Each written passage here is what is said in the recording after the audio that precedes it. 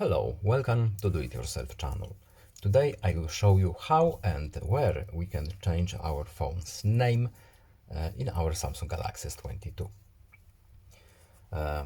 So we need to go to Settings, and at the bottom of this menu, at the bottom of this list, we have About Phone section, and in here at the top we have Edit. We can change product name. We cannot change model name or other numbers, serials and IMEIs. We cannot change that. But we can change our name. We can change it for something that we will know that that is ours. For example, if we want to connect to our Wi-Fi or Bluetooth devices, something that we will know that it's that is this specific device. That's all. I hope this video was helpful to you.